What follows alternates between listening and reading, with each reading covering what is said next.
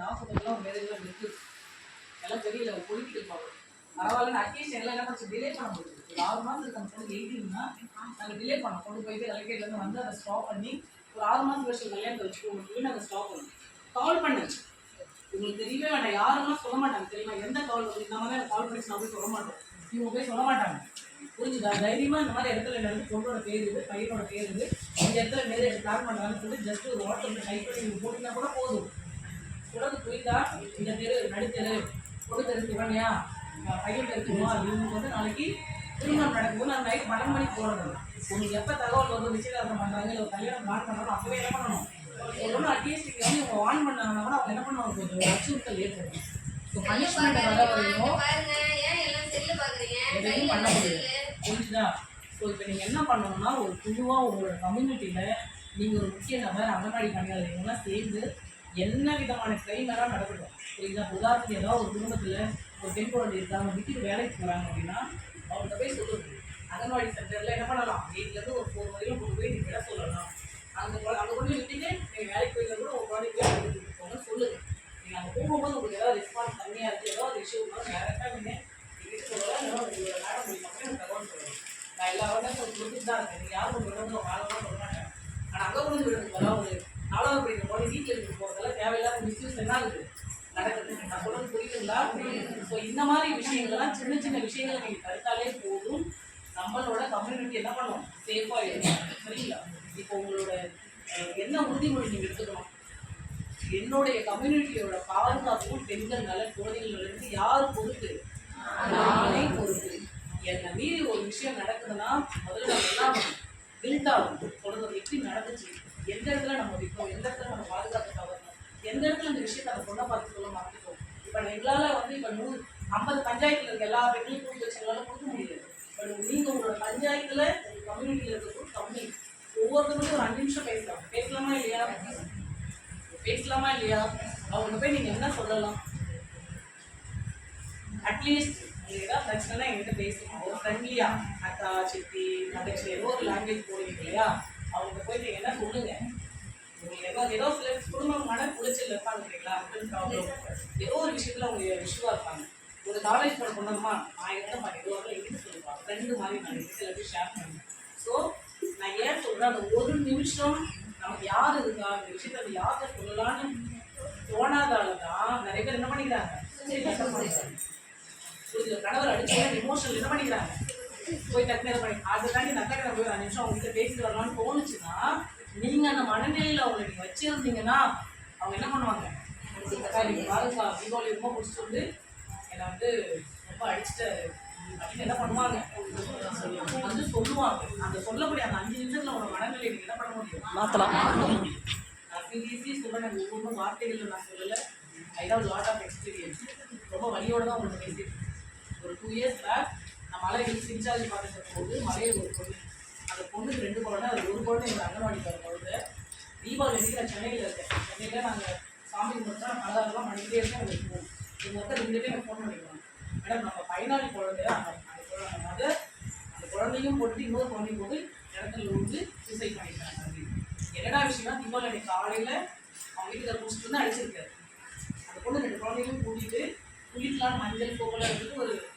கிணத்துக்கு போயிருக்காங்க ஆக்சுவலாக அந்த பொண்ணுன்னா அவங்க மனநிலை என்ன ஆயிடுச்சு 2 குழந்தைங்க உள்ள தள்ளி இவங்களும் குதிச்சிட்டாங்க கிணத்துக்கு இதில் கரையில் மஞ்சள் சூப்பெல்லாம் அப்படியே இருக்கு சீரியஸ்லி நீங்கள் நம்ப மாட்டீங்க எனக்கு 1 நிமிஷம் என் வீட்டில் என் வீட்டில் போச்சு தீபாவளி என்னன்னா அந்த மனநிலையை 1 நிமிஷத்தை மாற்றுறதுக்கு நம்மளால முடியல அப்படின்னு ரொம்ப ஃபீல் பண்ணேன் அன்னையே ஒருத்தர் இந்த வார்த்தை சொல்லுவேன் நீ போய் பேசு கட்டி அவங்க பேப்பர் உனக்கு நான் இருக்கேன் நீ போய் சொல்லு அப்படின்ற வார்த்தை நான் எல்லா மீட்டிங்லையும் சொல்லுவேன் நீங்கள்லாம் சொன்னீங்கன்னா அவங்க என்ன பண்ண மாட்டாங்க என்ன வேணா இருக்கு நிறைய பிரச்சனை இருக்கு வாங்கல நீங்கள் அவங்களுக்கு நீங்கள் ஒரு 10 பிரச்சனை சொன்னாப்பா என் பிரச்சனை சாதாரண பிரச்சனை கொடுக்கணும் அவங்க எடுத்துகிட்டு இருப்பாங்க அது 1 நிமிஷம் அதனால தான் அந்த காலத்தில் போச்சு அம்மா வீட்டுக்கு போயிடுவாங்க பார்த்துருக்கீங்களா அப்போ அம்மா வீட்டுக்கு போயிடுவாங்க அங்கே போனோடனே அவங்க அண்ணன் தம்பியில் பார்த்து ஒரு 3000 பெரியவங்களாம் தாத்தா பாட்டிலாம் இருப்பாங்க அவங்களாம் பார்த்தீங்களா ஒரு இல்லாமா இதெல்லாம் அட்ஜஸ்ட் பண்ணிக்கணும் நல்லா இருக்குன்னு அவங்க பேசி அவங்க என்ன பண்ணுவாங்க அப்போ அது மாதிரி பெண்களுக்கு இல்லை ஏன்னா அங்கேயும் போகிற வேண்டிய சூழ்நிலை இல்லை யாரும் மனசுக்கு பேசுறதுக்கு ஆள் இல்லை தாத்தா பாட்டி கிடையாது கூட்டு குடும்பமாக கிடையாது தனியாக இருக்காங்க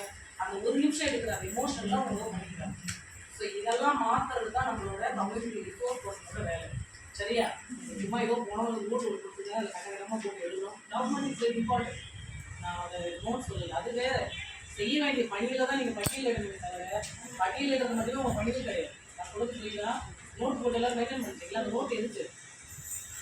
கம்யூனிட்டியில் என்ன நடந்ததோ அதை தான் நீங்கள் டாக்குமெண்ட் பண்ணுறீங்க. சும்மா டாக்குமெண்டேஷன் மட்டும் ஏதோ ஒன்று இன்ஜினியரிங் வாங்கி போட்டு இத்தனை பேர் இத்தனை இது கொடுக்கறது நம்ம இல்லை. நான் சொல்கிறது புரியுதா? நம்ம அதுக்காக வேலை பார்க்கணும்.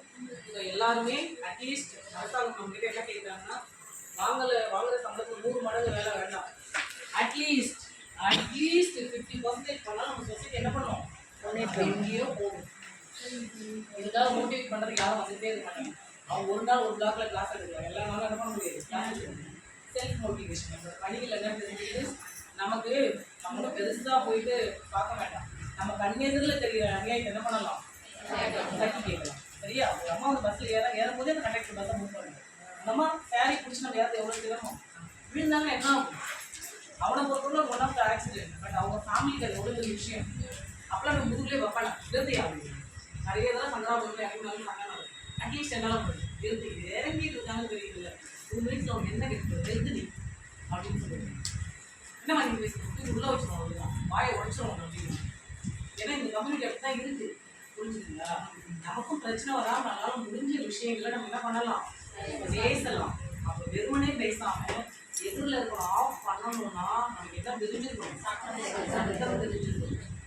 சட்டம் எடுத்து நீங்கள் பேசுனீங்கன்னா மட்டும் அவன் என்ன பண்ணுவான்? நல்லா தெரிஞ்சுக்கணும். அதுதான் இந்த ட்ரெயினிங். ஸோ இப்போ இந்த விஷயங்களெல்லாம் தெரிஞ்சுக்கிட்டு நீங்கள் போகணும்னு நான் நம்புகிறேன். உங்களெல்லாம் மீட் பண்ண ஒரு வாய்ப்பு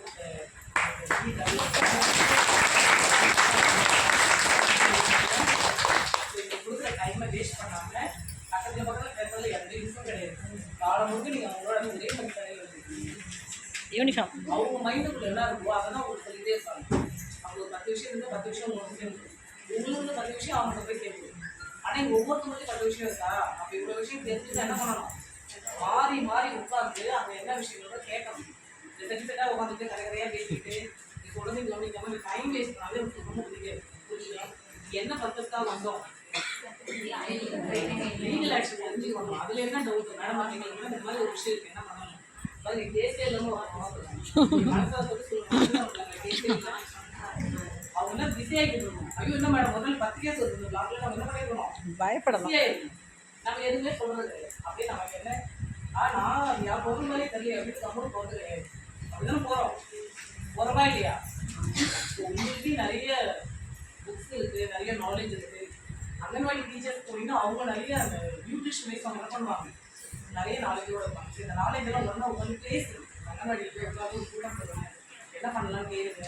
ஒரு இன்ட்ரெஸ்டாக சில விஷயங்கள் கேட்குங்க. அதில் பெஸ்ட்டாக என்ன பண்ண முடியுன்றதை எங்களுக்கு சொன்னீங்கன்னா நாங்கள் கூட என்ன பண்ணால் வந்து கலந்துருவோம். மேடம் இந்த மாதிரி ஒரு ப்ராப்ளம் இந்த ஊரில் இருக்குது மேடம், நாங்கள் மீட்டிங் அரேஞ்ச் பண்ணிருக்கோம். நீங்களாம் வாங்கினா நான் வருவேன், மேடம் வருவாங்க, அவங்க வருவாங்க. அந்த ஊரில் போய் என்ன பண்ணலாம்? பேசலாம். ஒரு குழந்தை தொழிலாளர் இந்த ஊரில் நிறைய பேர் இருக்காங்க. இந்த இடத்துல என்ன பண்ணுறாங்க? நிறைய சிங்கிள் பேரண்ட் இருக்குது, ஊராக இருக்குது, நிறைய குழந்தைகள் இல்லை நிறைய கொரோனாவில் இருக்காங்க. அந்த குழந்தைங்க மட்டும் தனியாக இருக்காங்க. இந்த மாதிரி விமன் இருக்கிற ஏரியாவாக இது இருக்குது. ஒரு ஏரியா என்ன மாதிரி ஏரியான்றது, என்ன குறைபாடு உங்கள் ஊரில் இருக்குன்றதை யாராவது எழுதி வச்சுருக்கீங்களா? மேடம் என் ஊரில் இருக்கிறேன், எனக்கு எல்லாமே தெரியும். என்னோட ஊரில் இந்த மாதிரி பிரச்சனைகள்லாம் இருக்குன்னு நீங்கள் என்ன பஞ்சாயத்துமா? ராயப்பாளையத்தில் குறைபாடாக நீங்கள் என்ன சொல்லுவீங்க? மேடம் என்னோட ஊரில் இதெல்லாம் இருந்தால் நல்லாயிருக்கும். ப்ராப்ளம்ஸ் நான் சொல்கிறது கம்யூனிட்டி ப்ராப்ளம் பற்றி பேசுகிறேன். மேடம் 2 ஏரி வேணும் சரிங்களா? ஓகே ஓகே நாம் தெரிஞ்சுவோங்க. நீங்களும் ராயப்பாளையத்துக்கு போவே தோணும், எல்லாமே நல்லா இருக்கும். நம்ம எதுவும் நல்லா இல்லையோ அங்கே நம்ம கான்சன்ட்ரேட் பண்ணலாம். சரி இடத்துல நீங்கள் சொல்லுங்கம்மா, நீங்களே சொல்லுங்கள். அங்கே நாங்கள் அழகாக வச்சுருக்கோம். சொல்லுங்கள் நீங்கள் என்ன பஞ்சாயத்து உட்காந்தே சொல்லுங்கள். வாசு தேவை உங்கள் ஊரில் மேடம் இந்த இதெல்லாம் கொஞ்சம் ப்ராப்ளமாக ஐடென்டிஃபை பண்ணேன். டாய்லெட் ப்ராப்ளம், கம்யூனிட்டி டாய்லெட் இல்லையா? வெளியில் போயிட்டு இருக்காங்க. ஆக்சுவலாக அவங்க வெளியே ரொம்ப பேசிட்டு சுகாதாரம் தான். அதுவே இல்லைன்னா இப்படி ஊரில் கம்யூனிட்டி டாய்லெட் இருக்கோம்னா இருக்கா சூப்பர் யூஸ் பண்ணுறேன். டாய்லெட் என்ன பண்ணுறது? யார் என்ன பண்ண முடியும்? சும்மா ஒரு 4 பேர் பண்ண அந்த டாய்லெட் நீங்கள் வர வச்சிங்கன்னா நீங்கள் தான் இருக்கீங்க. சரியா? பெருசாக நீங்கள் மாறுபடுத்தீங்க உபயோகப்படுத்த மாட்டாங்க. அதுதான் இன்னொரு விஷயம் நான் சொல்லியிருக்கேன். மேடம் பயங்கரமாக சொல்லிட்டு போயிட்டேன். இன்னொன்று வீடியோ போட ரெக்கார்ட் பண்ண மாட்டேங்கிறாங்க, ஒழுங்காக கட்ட மாட்டேங்கிறாங்க, அதெல்லாம் இருக்கும்.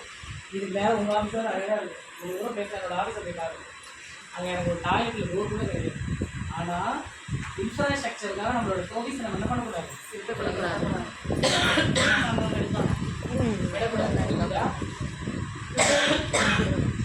ஆஃபீஸ்க்கு நான் கேட்டால் 1000 லெட்டர்ஸ் கேட்பாங்க. அதுக்காக என்னோட பணியை நானே செய்யாமல் இருக்கிறேன் சரியா. எங்களுக்கு இது இல்லை மேடம், அது இல்லை மேடம் அப்படின்றதுக்காக நம்ம வந்து தெரிய மாட்டேங்கிறோம். ஏன்னா நம்ம டெவலப்பிங் கண்ட்ரியில் இருக்கோம். சில விஷயங்கள் நமக்கு ஸ்லோவாக தான் நடக்கும் சரியா. ஸோ எல்லாருமே பெஸ்ட்டாக எல்லாம் என்ன பண்ணுவாங்க, ஓல்டாக எல்லாருமே வேலை பார்க்கணும்.